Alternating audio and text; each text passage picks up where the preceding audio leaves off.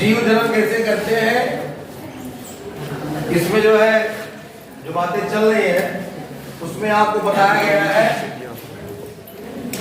पुष्प के जनन, पुष्प के जनन चक्र के अंतर्गत हम लोग पढ़ रहे थे।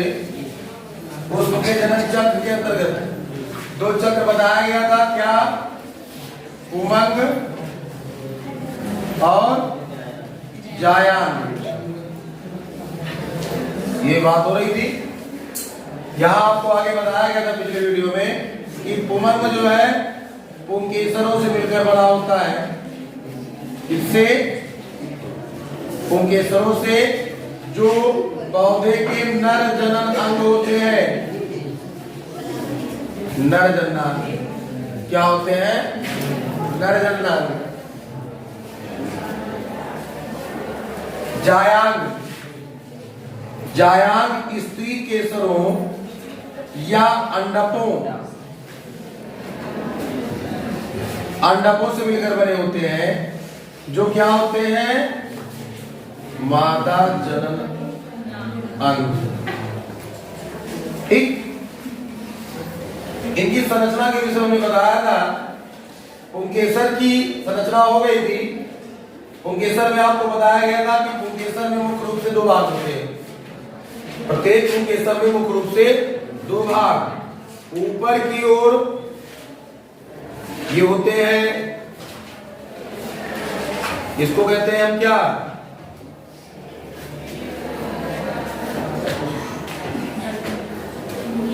परागकोश।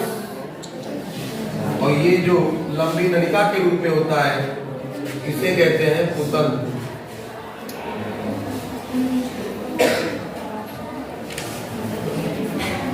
ये है परागकोश।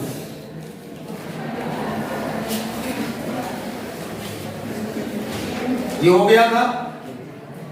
अब जायांग की बात हो रही थी। जायांग अंडकों से मिलकर बना होता है और प्रत्येक अंडक में मुख्य रूप से 3 भाग होते हैं। जायांग किससे मिलकर बना होता है? अंडक या स्त्री केसर से। और प्रत्येक अंडक में मुख्य रूप से 3 भाग होते हैं। अंडक में मुख्य रूप से 3 भाग कौन कौन? वर्तिकाग्र, जिसको स्टिग्मा कहते हैं, वर्तिका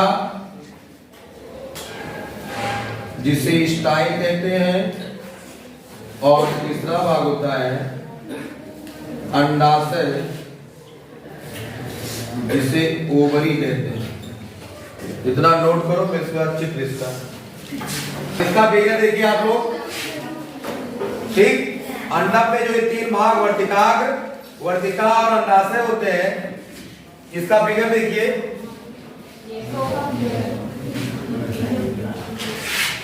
ये आपका हो गया वर्तिकाग्र, यहां से निकलेगी वर्तिका।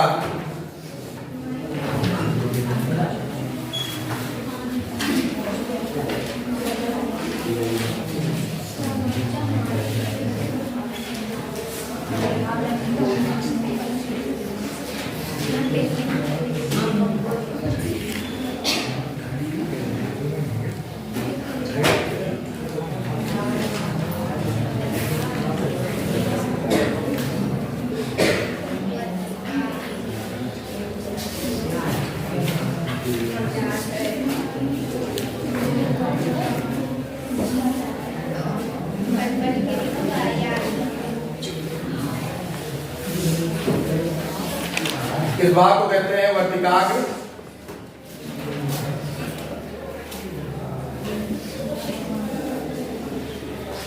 स्टिग्मा, ये भाग है स्टाइल अर्थात वर्तिका, और यहां पर इस भाग को कहते हैं अंडाशय।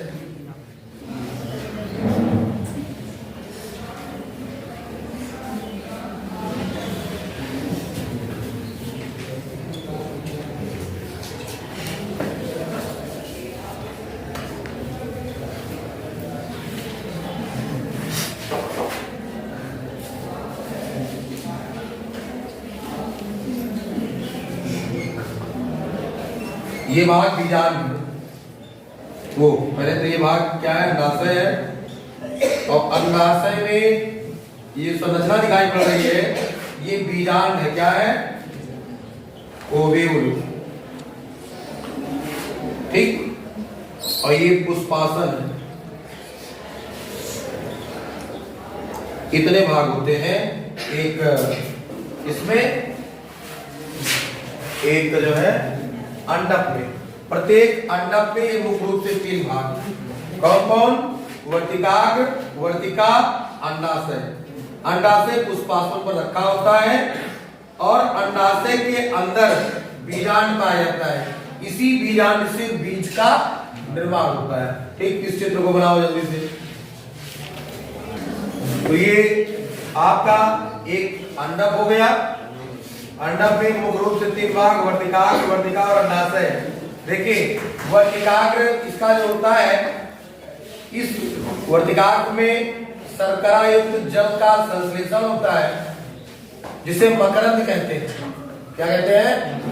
मकरंद। इसमें से मकरंद का स्रावन होता है, जिससे चूसने के लिए कीड़े मकोड़े, टिड्डे और भी भंवरे, कुछ पक्षियां आज इस पर आते हैं और वो आकर के मकरंद को चूसते हैं तथा उन पर लगे, उनके शरीर पर, कीट पतंगों के, पक्षियों के शरीर पर लगे हुए जो परागकण होते हैं, यहीं पर गिर जाते हैं। तो ये परागकण को एब्जॉर्ब करते हैं, अर्थात परागकण जो है पुंकेसर से निकलकर, पुंकेसर के परागकोश से निकलकर यहाँ उपस्थित जो परागकण है, ये परागकण जब यहाँ पर मैच्योर हो जाते हैं तो मैच्योर परागकण परागकोश के फट जाने के कारण बाहर आते हैं। कुछ तो हवा में उड़ करके, कुछ पक्षियों एवं कीटों एवं किसानों के शरीर पर चिपक करके मादा पुष्प के वर्तिकाग्र पर पहुंचते हैं। कहां पहुंचते हैं? इस क्रिया को कहते हैं परागण। परागकण का परागकोश से निकलकर स्त्री केसर के वर्तिकाग्र पर पहुंचने की क्रिया क्या कहलाती है? परागण। परागण, पोलिनेशन, परागण। ठीक, परागण क्या है? पुंकेसर के परागकोश से परागकण का निकलकर कहां पहुंचना? स्त्री केसर के वर्तिकाग्र पर पहुंचना। क्या कहलाता है? परागण कहलाता है। तो ये परागकण को यहां पर इकट्ठा करते हैं। परागकण यहां फिर अंकुरित होता है। परागकण अंकुरण के समय जो परागकण में पोलन ट्यूब पाई जाती है, वो पोलन सेल पाई जाती है, पोलन न्यूक्लियाई पाई जाती है, ट्यूब सेल से कह सकते हैं, ट्यूब सेल। वो ट्यूब सेल क्या बनाती है? पोलन ट्यूब, पराग नलिका का निर्माण करती है।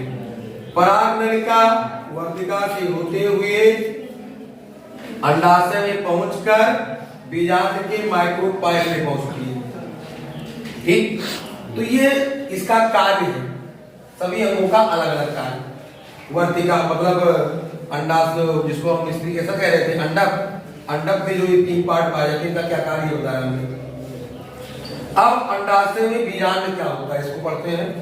अंडाशय में बीजांड,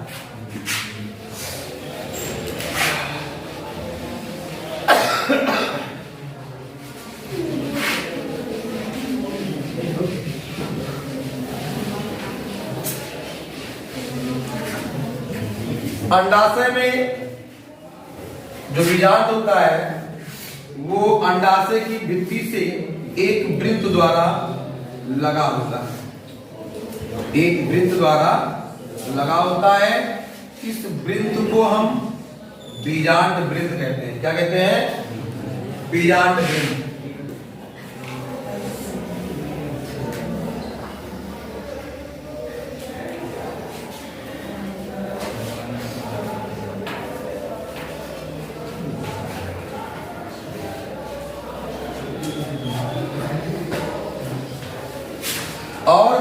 अंडाशय की जिस जगह पर लगा होता है उसे हाइलम कहते हैं। क्या कहते हैं? हाइलम।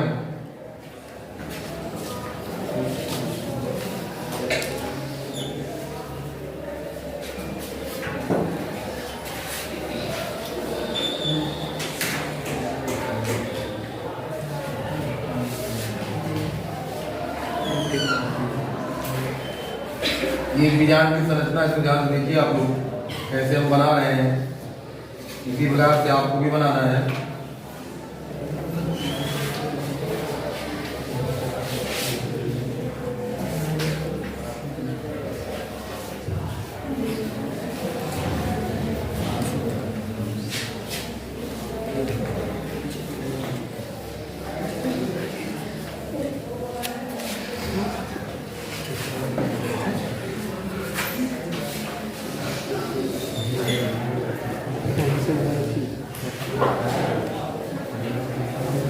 ये भाग है बीजांड वृंत।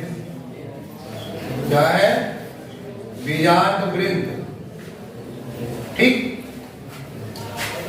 और ये भाग है हाइलम, जिसको कह सकते हैं नाभिका। नाभिका। यहां का भाग, ये भाग देखिए, बीजांड के अंदर जो कोशिकाएं होती है वो मृदुतक कोशिकाएं होती है, और इन मृदुतक कोशिकाओं को हम कहते हैं बीजांडकाय। क्या कहते हैं? बीजांडकाय। बीजांडकाय चारों तरफ से आवरण द्वारा घिरा होता है, इसको कहते हैं अध्यावरण। क्या कहते हैं? अध्यावरण। बीजांडकाय में ऊपर की ओर कुछ जगह पर बीजांडकाय अध्यावरण नहीं पाया जाता है, उस भाग को कहते हैं निभाग। क्या कहते हैं? निभाग। और यहां पर सबसे नीचे की ओर जो है कुछ जगह पर अध्यावरण नहीं पाया जाता है, अध्यावरण नहीं पाया जाता, यहां भी अध्यावरण नहीं पाया जाता, तो इस भाग को कहते हैं बीजांड द्वार। क्या कहते हैं? बीजांड द्वार। बीजांड द्वार। ठीक। अब इस बीजांड के अंदर एक थैलीनुमा संरचना पाई जाती है। क्या पाई जाती है? इस थैलीनुमा संरचना को कहते हैं भ्रूण कोश। भ्रूण कोश कहते हैं इसको। भ्रूण कोश में 3 कोशिकाएं ऊपर की ओर पाई जाती है। 3 कोशिकाएं। इन तीनों कोशिकाओं को कहते हैं प्रतिमुख कोशिका। प्रतिमुख कोशिकाएं। ठीक।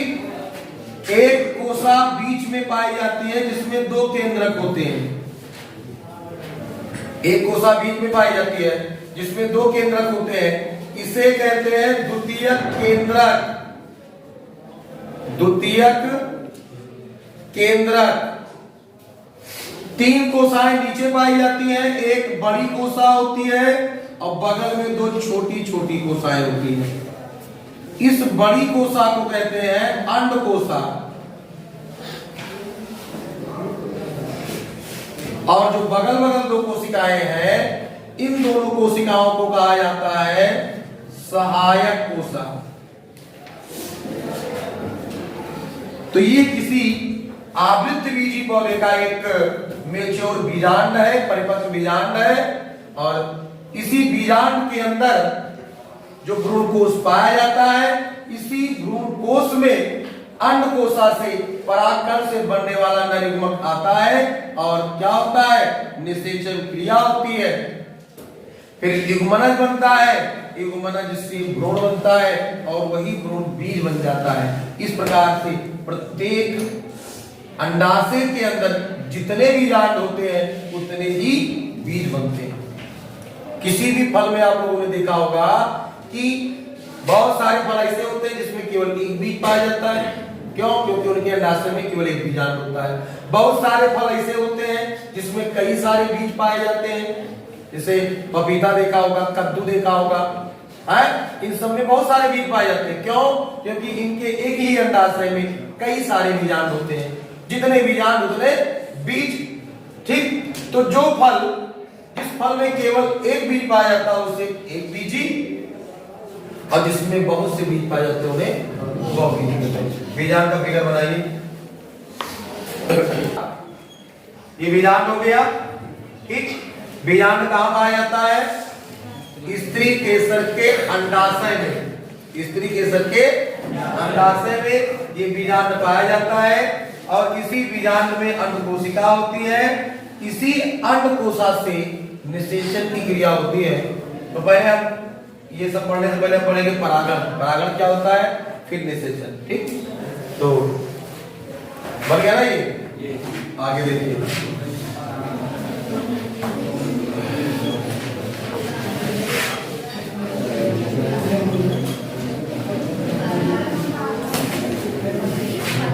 परागण के विषय में हमने चर्चा की। परागण क्या होता है? परागण एक क्रिया है। इस दौरान क्या होता है कि पराग कोष मैच्योर हो जाता है, परिपक्व हो जाता है, उसकी भित्ति एंडोथीसियम फट जाती है, परागकण बाहर आते हैं।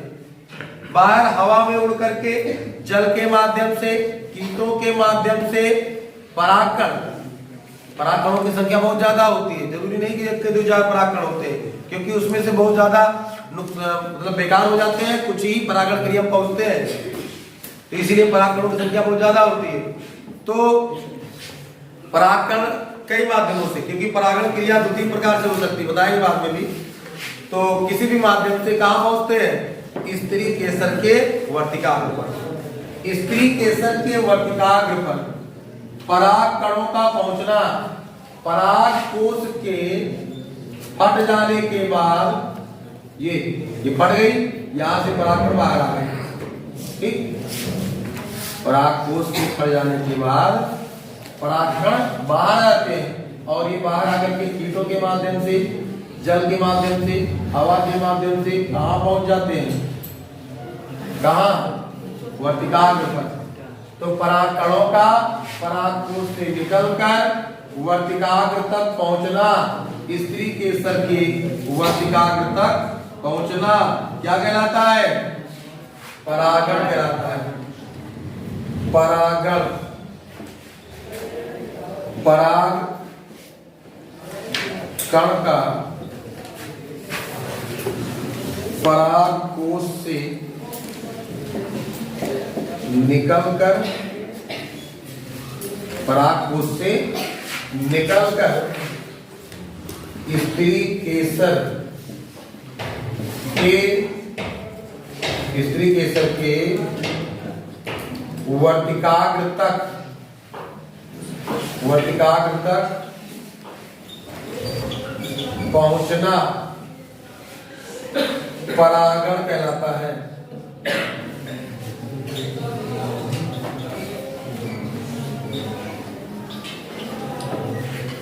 परागकण का पराग कोष से निकलकर स्त्री केसर के वर्तिकाग्र तक पहुंचना परागण कहलाता है। परागकण का है, यहां से परागकण निकला, पराग कोष के अंतर्गत परागण का निर्माण, परागकण का निर्माण कैसे होता है? हमने इसको बताया था कि इसमें पराग मात्र कोशिकाएं पाई जाती हैं, और एक पराग मात्र कोशिका में अर्धसूत्री विभाजन होता है, जिससे 4 परागकण बनते हैं। क्या बनते हैं? 4 परागकण। तो इसका मतलब इसमें कई सारी पराग मात्र कोशिकाएं पाई जाती हैं, और बहुत सारे परागकण 4 गुना में बनते हैं। वो सभी परागकण जब परागकोश मैच्योर हो जाता है तो परागकोश की भित्ति ईस्टोमियम से फट जाती है, सभी परागकण बाहर जाते हैं, और परागकण हवा में उड़ करके कीटों के माध्यम से कहां पहुंच जाते हैं? मादा पुष्प के वर्तिकाग्र पर पहुंच जाते हैं। इस क्रिया को ही क्या कहते हैं? परागण कहते हैं। परागण 2 प्रकार से हो सकता है। परागण 2 प्रकार से होता है।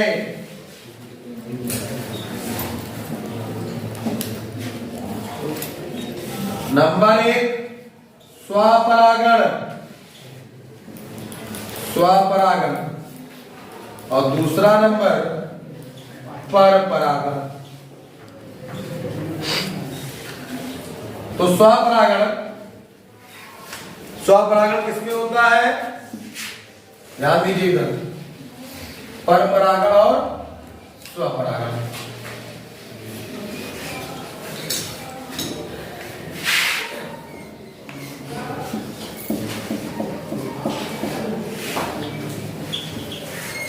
स्वपरागण जब पुष्प उभयलिंगी होता है, नर और मादा दोनों जन्नांग एक ही पुष्प में होते हैं, तो नर जन्नांग के परागकोश से परागकण निकलकर उसी पुष्प के स्त्री के सत्यवर्ती कांड पर पहुंच जाता है। इस क्रिया को क्या कहते हैं? स्वपरागण। ठीक, तो इसके विषय में आगे चर्चा होगी अगले वीडियो में। धन्यवाद।